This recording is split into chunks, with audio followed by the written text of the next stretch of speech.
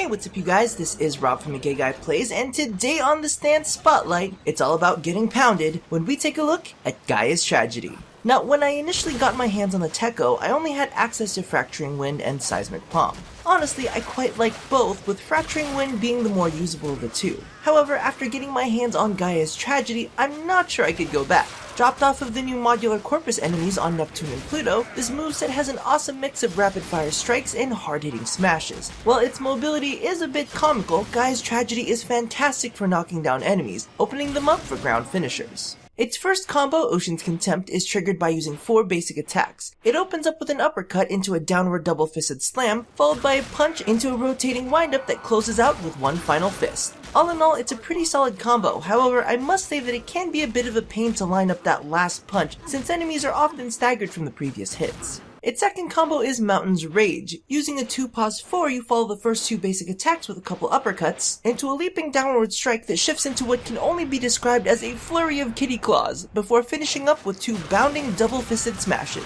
Now, I have to say that this is one of my favorite combos of the bunch. The kitty cat clawing is surprisingly effective and not too difficult to land. The initial smash on the double pounce, however, is a bit rough, and its slams can set you up for a couple ground finishers. River's Grief is its third combo. It uses a 3-block 5 to follow the first 3 strikes of the basic combo with 2 quick jabs, a forward strike, 2 crossbody swings into a forward dashing punch, and 4 more crossbody swipes that ends with a dramatic uppercut. Okay, so I love the first portion of the combo as it's a good old brawling moveset. It's got nice forward momentum and a good amount of strikes. However, that Balrog dash punch takes you out of combat more often than it puts you into it, and that last uppercut is just being hella extra. I personally haven't seen it knock an enemy into the air, which is what I expected after that dramatic pause at the end.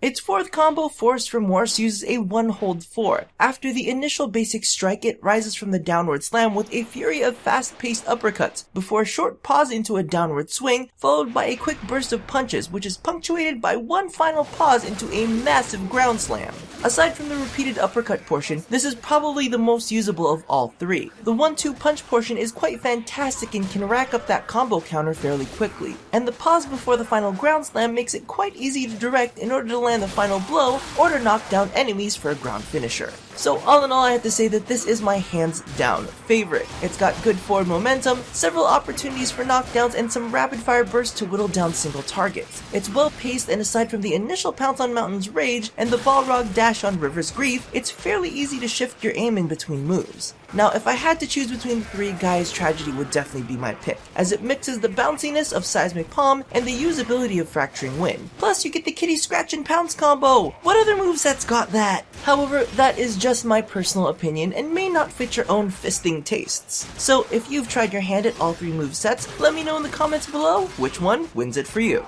So thank you all for watching another episode of the Stand Spotlight. Be sure to check out my previous spotlights on the recent additions to Baroque stock, Astral Twilight and Vermilion Storm. Now, don't forget to do all the things that I asked you to do at the end of every one of these, and as always, nothing's more fun than a good pounding here at a Gaia Plays. You know, since 17.5 launched, it's all about fisting. It just makes me kind of crave something a little more traditional.